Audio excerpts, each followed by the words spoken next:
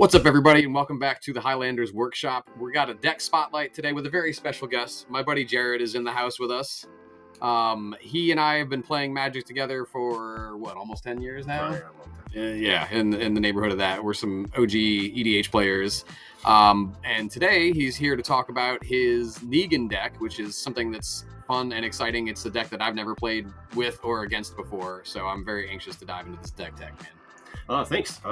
The shop, it's really cool. I appreciate you inviting me. Also, getting my opinion, man. It's a pat on the back for myself. So I really appreciate it. Thanks. You're a hell of a player too. So.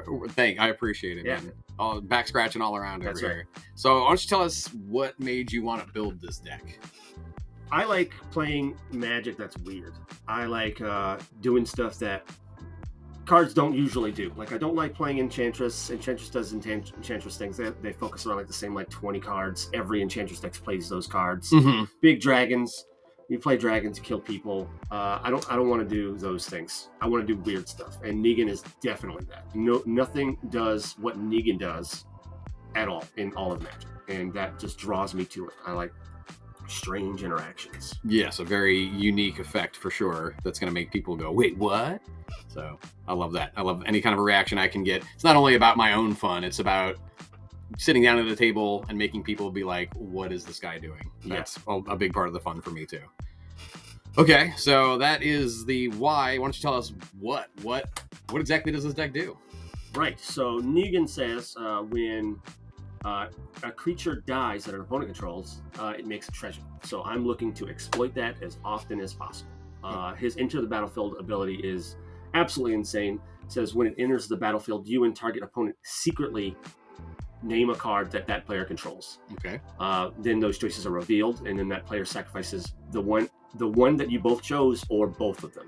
So that's where the mind games begin with this card. So you have to trick them into picking the one that you don't think that they think that you're going to pick.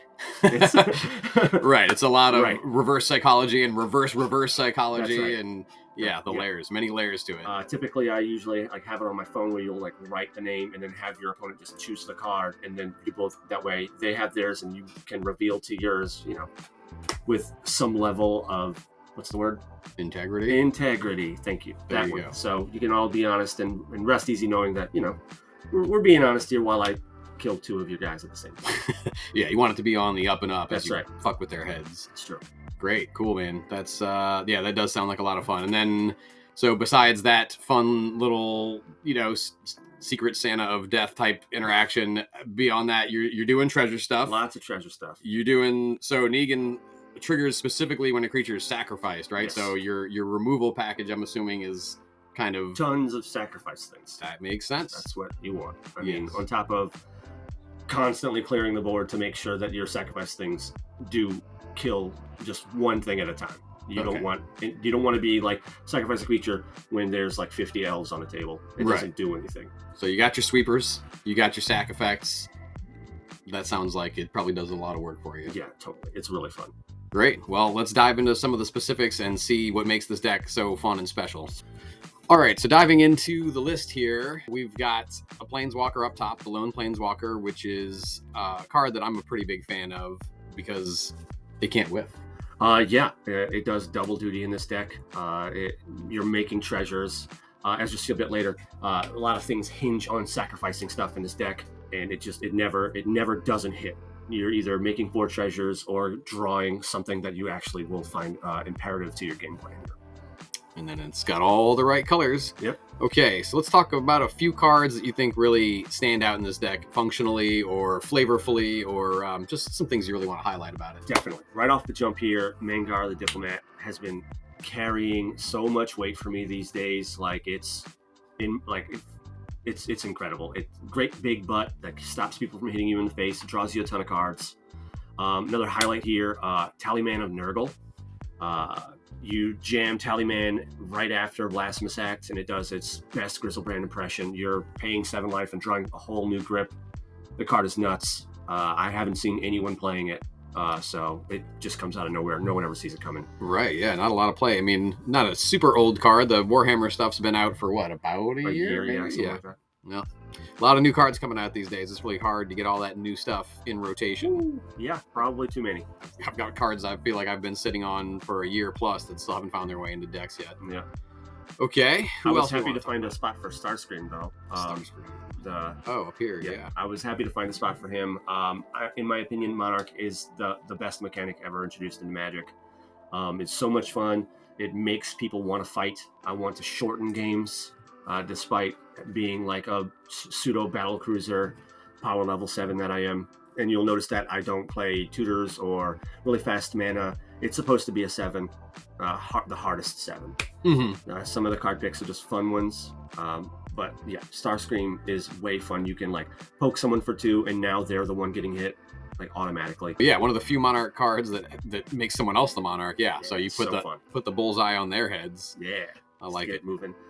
You'll see there's a couple of other Monarch things to really put that into place. Love the Monarch. It's the best. I agree. One of the best mechanics they've ever introduced specifically for this format.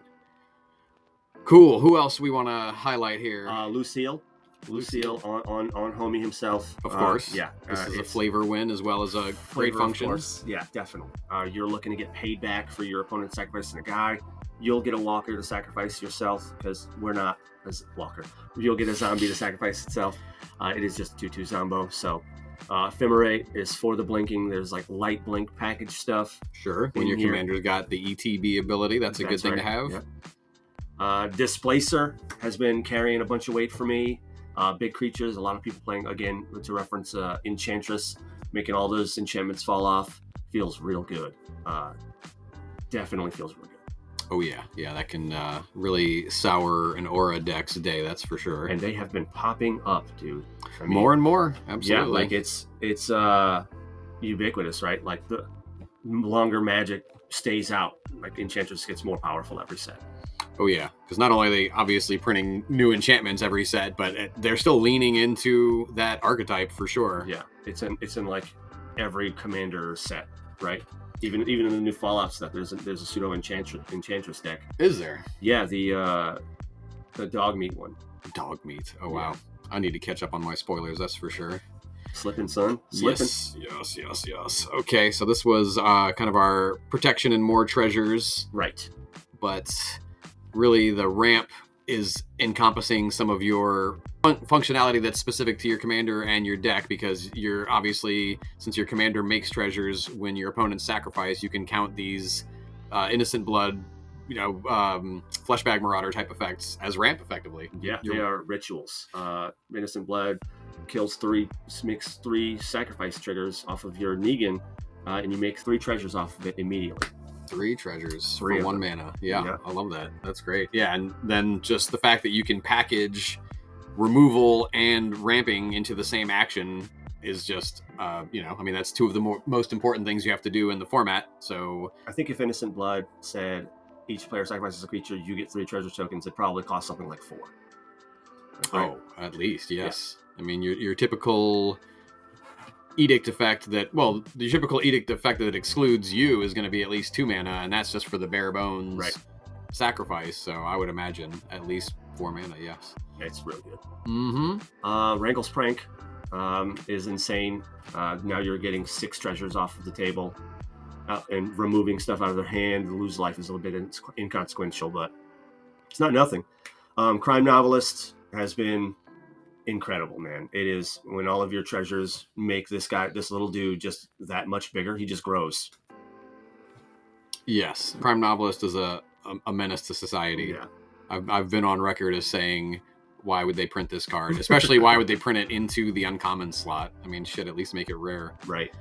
I'm glad that they didn't. I got it for really cheap. So. Yeah, of course. Thanks. Yep. We'll just be flooding the market with those. Please. Yeah. See my treasure debate video if you want to know how I feel about the state of treasures in the Commander format recently. I have some opinions as well, but we'll get to it.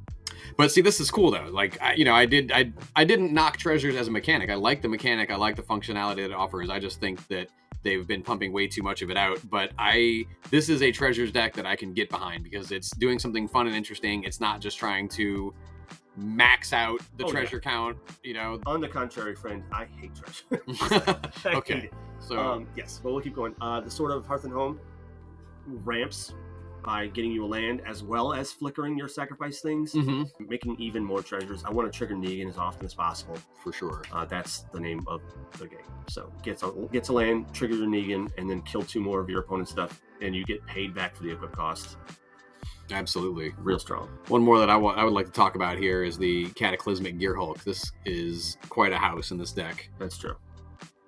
Talking about getting rid of problem enchantments and artifacts while you get a ton of treasures for everyone else losing almost everything. Really close to everything. Absolutely, because as you can see in the text, the specification that they have to sacrifice all the rest of the things really is going to do a lot of work in this deck. Not destroy at all. It's not. Sacrifice. And then you had mentioned Rankle's Prank, of course, which is the double sacrifice effect, and other modes as well, which, again, big fan of modal cards. In a singleton format, it's very important in my mind to find cards that do as many different things as possible. You can just basically think of it as adding extra spells into your deck. Definitely. When a card can just do a lot of different work for you. Great. Well, anything in the removal package here that we didn't talk about yet? Bonus Hunger is an instant. I don't know if you knew that. I don't know if anybody knew that, but it is an instant. You sacrifice half your creatures rounded up. That's each opponent. At instant speed. That's an instant. If you've got the City's Blessing, right? Yep. Or it gives you the City's Blessing as it does it, but pretty easy to get to, especially in a Treasures deck. That permanent count is going to be pretty high. Yeah, I remember when this card first came out, and I thought to myself, like, this would be a fun thing to get into Commander, and I never really found a home for it, but this is clearly the perfect deck for it, so I love that. And instant. Just saying. Instant, right. Again, nuts. Massively important. At that price point, too, 3 mana and instant speed, I mean... I would pay 5 mana at instant speed for that effect if it were the locked-in sacrifice half their creatures. Love it. So cool. Yes, that's very, very efficient and very, very powerful. Can't speak enough to that. Blasphemous Act, Decree of Pain is always really great. Right. You got cycle. Your usual wipes, like you said. You want to be keeping that creature count relatively low so your sacrificing triggers have a maximum impact. Right. So, good stuff. Good stuff. And then we've got a little sustain just for longevity here. Trying to stay alive. Yeah. Absolutely. Long enough to do the thing. I like the Blind Obedience as an ad here because it helps if you come up against another treasure deck. This is going to give you a leg up in the race because their treasures will be entering the battlefield tapped and yours won't. So big fan there. Same with Mayhem Devil is also kind of such a bastard card. Oh, a fantastic card. One of my favorite cards to come out in the last 10 years. But yes, absolutely. This is another thing that can kind of give you a leg up in the mirror if your opponent is cracking treasures too. I really like Forge. He's really great. I was saying that I had like 6 treasures, so he's automatically an 8/8. They target with the swords, and they have to sacrifice a creature to do that, giving me another treasure, making him a 10, gain 10 life. That was just for them. Just him being there. Oh yeah, look at terrifying. That. Ward sacrifice a creature. Yeah, that's another thing that fits. It's like he was made for this deck. Right. Amazing. Yeah, I love that. And then of course, just a dirty old bastard here. That betrays. Speaking of great things when you're doing sacrifice stuff. Yeah. I mean, the price point is a little steep, but obviously since you're going to be dumping out treasures pretty regularly, it's not going to be that hard to get to 12 mana. It's true. He just comes out and you innocent blood or something afterwards and take everything. Mm-hmm. Yep. We're talking about Cataclysmic Gear Hulk. Just take the whole table. Oh Lord. Yeah. Dirty stuff. It's really fun. Rankle and Torbrand is a highlight in this list. I've been looking for a space for this dude for a while, or these dudes for a while. A couple of dudes. One of those triggers when it connects is to if a source would deal damage to a player or battle this turn, it deals that much damage plus 2 instead. So we're talking about every time you crack a treasure, lightning bolt someone from the Mayhem Devil. Mm-hmm. Reckless Fireweaver, just lightning bolts. Get them on the way in and the way out with those two. Mirkwood Bats has been crazy, dude. Whenever you create or sacrifice a token, each opponent loses 1. Oh yeah. Either, both of them. Right. Another fantastic treasure support piece in the common slot now. Because why not? Yep, why not, dude? Yeah, no, that's dirty. I actually played against a food deck just last night that was pinging us with Mirkwood bats. So it's strong. It is way better than you think. Like on first glance, you're like, all right, fine, but no, it's way better than that. And I think lastly, Sir Conrad the Grim, he just like ends games. Of course, Yeah. yes. This is a game ender. This is a killer, and also nice. One of the, it's kind of a dice roll these days whether black is going to deal damage or create loss of life. So Conrad falls into that camp of black cards that deals damage instead of life loss. So that will combo with your Rankle and Torbrand there, which is nice. But it's not like Sir Conrad really needs any help. This is a card that can pretty easily get things done on his own. Yep, that's what he does. He's good at it. Well, fun, man. This looks like a blast. I bet that sitting down and even just playing against this is fun and exciting. Even if you're the one under pressure, you have to appreciate the uniqueness of the mechanic that Negan brings to the table. I think anybody that would get cranky or salty about this card, just doesn't appreciate. It's less controversial now. They've got a Universes Within, so they've got an official card now. Right. So it's a little less weird. If I wanted to power this up, you'd definitely start dropping your Monarch package to try and speed yourself up. You'd be wanting to get him down on turn 3 with your Commander Lotus. Of course. You could start dropping. You start dropping your Starscream, Queen Marchesa, like I was saying, Lucille. All of those things could probably be dropped for tutors. You'd start speeding the deck up a lot more. Mm-hmm. Yeah, I'm not super familiar with the CEDH scene, but seems like speed is the absolute necessary ingredient for that. So like you said, taking out some of the slower things, speeding up the ramp package a little bit. The more like cute things in favor of like deadly. You'd want to be playing Bolt Bend and Deflecting SWAT to try and slow other people down. Keep Negan up. Definitely Mana Tithe. I don't know. I should probably be playing Mana Tithe. It's very good. People never see it coming. That's for sure. That's true. You don't see those white counterspells coming. Ooh, also, one more card I didn't talk about. Okay. Wing Shards. Oh, Wing Shards. Yes, Wing Shards, dude. Yes, this is crazy. I feel like I remember you telling me this is kind of a pet card of yours. Yeah, in anything white, I'm jamming it in there. No one ever sees it coming. Ever. Like, it's kind of like the original Settle the Wreckage, if you think about it. Yep. But yeah, I mean, it's fun too, because if this is a pet card of yours that you're just kind of squeezing into any white deck, I think this is really the ideal deck for it. This is where this card can really shine, and there's nothing more fun than finding a deck where your janky pet cards can really shine. Yeah. That's very fun. No one ever expects the Wing Shards. No, they certainly don't. I know I wouldn't. I can't remember the last time someone played this against me. Okay, so that's Negan. Looks like a super fun deck. Is there anything that has just come out or is about to come out that you think might be making it into the list soon? Unfortunately, they come out with cards so often, but it's more exploration of like the artifact does stuff. I can't stand like this entire design space where they like start clues, blood, treasure, food. It's so easy to flood the board with artifacts these days. It's literally called junk. It's yeah, it's junk. And then what's the ones from Eldraine? The enchantment things. There's Suspect now. Oh yeah. Anyway, this entire design space where I need like an extra deck of cards in addition to my deck. Oh yeah, don't you dare sit down at the table without your token stack these days. Yeah, it's true.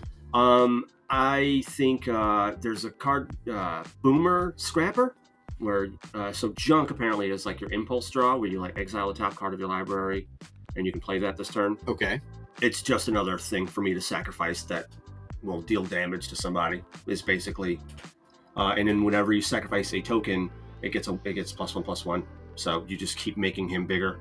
I'm interested in doing more attacking. Okay.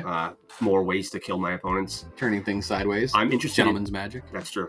I'm interested in Vats. That looks like a cool card. It has split second, and you destroy target creature, and you may choose any number of target creatures with the same toughness. Okay. And kill all of those creatures split second. I'm always a fan of split second. So yeah, split second coming back is pretty fun and scary as well. Mm-hmm. Yeah, they don't give it to us too often. That's true. Last one was Legolas's, and that was crazy. The one green thing that made indestructible and hexproof to a creature. And split second. It's crazy. Card's way good. Yeah, I think that's probably it for that deck. Okay. For now, I know next week when they release a new set, I'll have to reevaluate. put a mortgage on my house, a second mortgage to buy 3 boxes of Modern Horizons 3. That'll be pretty fun. Yes, but you gotta have it. You gotta have the cardboard. I need it.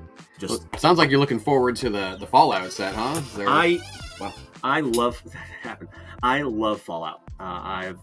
Fallout 2 is my favorite video game ever. Nice, great choice. Middle school, so all those years ago. So I'm actually really excited for Fallout things. I'm looking to like jam Edie and what's the other guy's name? Starts with a B. You remember Fallout? Not for a long time. I played 2 and 3, and that was years ago. Brooms? I misremember the guy's name, but he was awesome.